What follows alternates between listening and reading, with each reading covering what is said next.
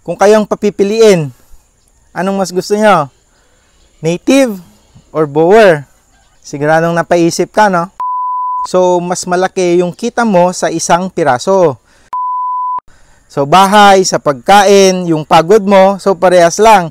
Pero pag binenta mo, is halos times 3 o times 4 yung laman niya, yung karne. Hindi nagbabase dito yung price niya as a breeder, ha? Price niya as for food consumption. Dahil kung per kilo siya, times 3 to times 4 yung pwede mong kitain. Ano nga ba ang causes ng Battle Jaw, mga ka-farrow? Mga dahilan kung bakit nagkakaganito yung ating mga kambing o di kaya tupa.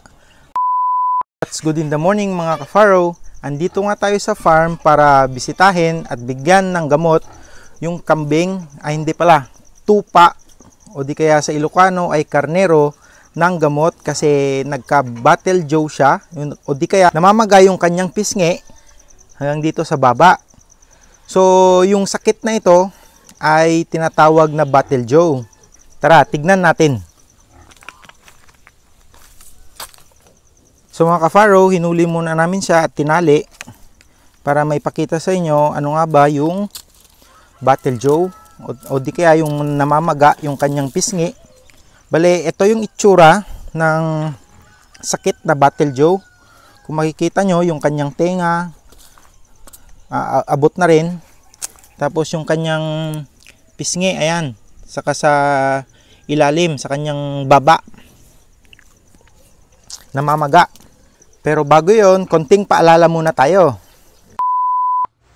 Disclaimer lang, hindi tayo eksperto sa larangan ng pagkakambing. Ang mga sinasabi dito ay base lamang sa experience at nakasanayan dito sa farm na epektibo sa amin.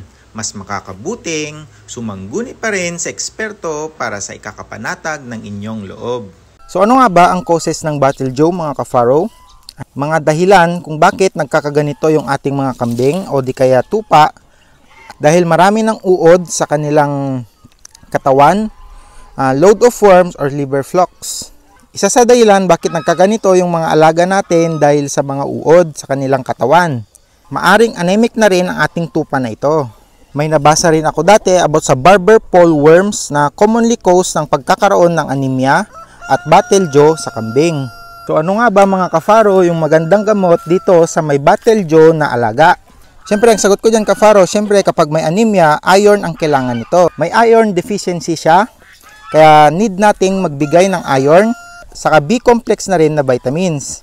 Saka kailangan natin itong i-deworm. So mga ka-farrow, gaya nga ng sabi ko, siyempre may dala tayo ditong iron, B-complex, at saka fenbendazole. So oral to na pampurga. So fenbendazole dahil alam nating babae siya. So baka buntis siya. So nanigurado tayo kaya fenbendazole yung ibibigay natin. Kasi sa mga lalaki o di kaya sa mga hindi pa buntis is albendazole sa mga hindi pa nakakaalam, sa mga baguhan pa lamang at sa mga balak pa lang mag-alaga ng kambing o di kaya tupa. So tara, turukan natin siya.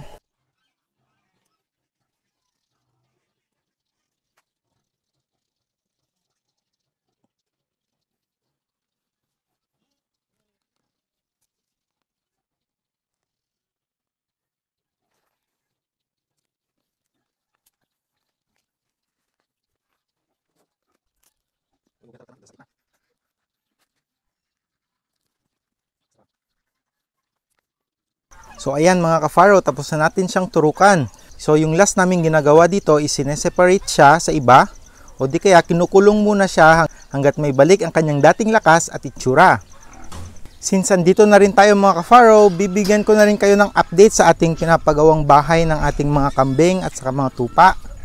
So nasa mga 70% na siguro. Nasa ganun, 60 to 70% na yung natapos. 60 to 70% na yung natapos nila. So excited nga ako na matapos na to para maluwang na yung bahay ng ating mga kambing at saka tupa para na rin makadagdag na rin tayo ng mga breeders. So balak pa rin talaga natin magdagdag ng mga breeders. So lalo na yung mga Boer goats, since magfo-focus na nga tayo sa Boer. So 50-50 pa nga tayo mga ka-faro kung lahat ay gagawin na nating Boer o di kaya magbe-breed pa rin tayo ng native. Medyo 50-50 pa ako doon kasi yung Boer nga kasi is medyo may kamahalan. Pero kung tutuusin, kung ikaw ang nauna na nakapag-breed ng Boer o di kaya nakapagparami ng Boer, siyempre talagang mas malaki yung kikitain mo kahit sabihin mong for food consumption siya. Kasi talagang kung breeder ka is malaki yung kita. So kung marami na yung supply, pero sa tingin ko matagal pa yon. Yun nga kasi may kamahalan talaga yung Boer. So, medyo overpriced pa siya dito sa Pilipinas since kokonti lang kasi ang Boer dito. Pero, kapag may Boer ka kasi at ikaw talaga yung nauna, tas ang balak mo rin in the future is for food consumption o di kaya pangbenta, is talagang maganda yung Boer kasi talagang marami yung laman niya, mabigat siya. So, mas malaki yung kita mo sa isang piraso. Pero yun nga, gaya ng sabi ko is overpriced pa siya dito sa Pilipinas. Nasa sa inyo na yan na titignan yung market kung dapat mo na ba talagang simulan. Nasa sayo na yan kung paano mo tignan talaga yung market kasi nasa demand at supply lang naman yan. So kung maraming demand, so ibig sabihin kukunti yung supply kasi maraming ang naghahanap kaya mas mataas yung presyo. Pero kung konti yung demand, yun, bababa din yung presyo at mag-stable. So, sa tingin ko, matagal-tagal pa naman yun. Para sa akin lang ha, sa nakikita ko. Kasi, yung ano kasi talaga dyan mga ka-faro, kung bakit Boer, kung bakit napili ko yung Boer, kasi kung in the future, kapag wala na masyadong bumibili ng pang-breeder, is napaganda niya as for food consumption.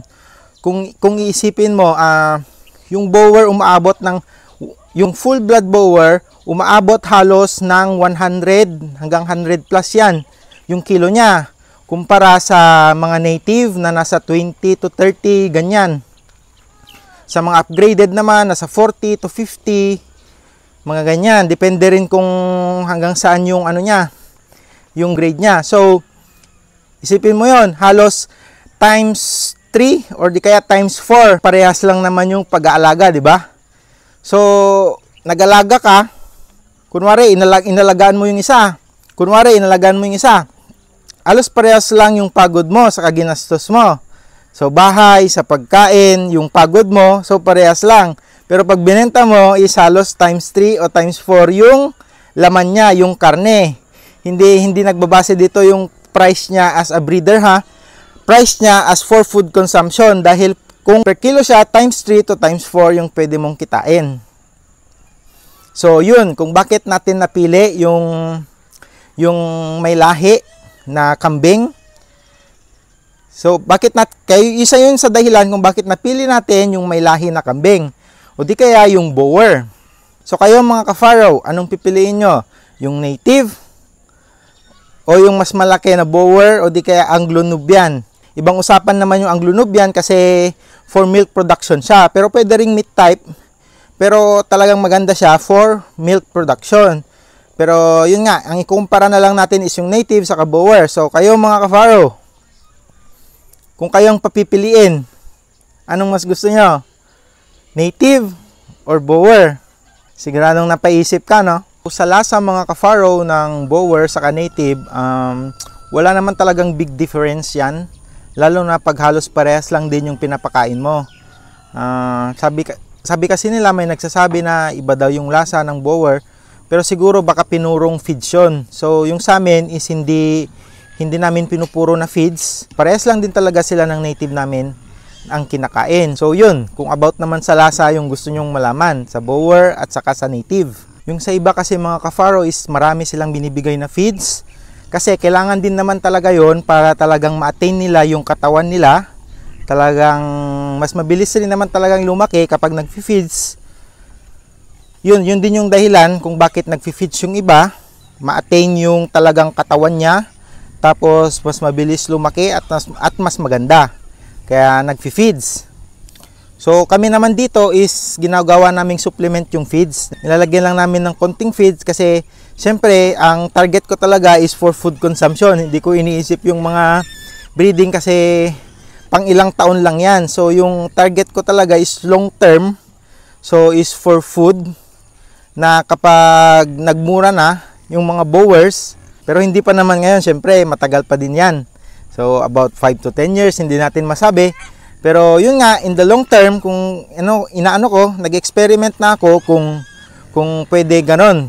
Mas maraming damo pa rin, tapos konting feeds lang para yung computation ng expenses ay malesen. So yun nga, talagang for food consumption yung utak natin, dun nakatingin talaga. For long term. So bonus na lang 'yon kapag nakabenta tayo ng for breeding. O di ba? Ito na siya mga ka-farrow. So 1/4 na lang yung lalagyan ng bubong. Tapos 'yun yung ano niya, yung flooring, malapit na ring matapos yung mga support niya. So tansya ko talaga nasa 60 to 70% na yung natatapos. So, konting-konti na lang talaga. So, yung naggagawa kasi dito is dalawa lang. So, sila talaga yung tagagawa dito sa farm since day 1. Itong farm na to is mag-ano na rin, mag-4 years na. So, kahit papano, marami na rin naipatayo. So, yun lang mga ka-farrow. Sana may natutunan tayo sa video ito. Maraming salamat. Gustuhan nyo yung ganitong klaseng video, you can follow me sa ating Facebook profile, Cons Mateo. Para sa mga mahilig naman sa YouTube, you can follow me, The Sea Valley Agri Tayo. You can subscribe and click the notification bell para updated kayo lagi sa ating mga bagong videos. Knowledge is power mga ka-farrow. Farming is the backbone of the country.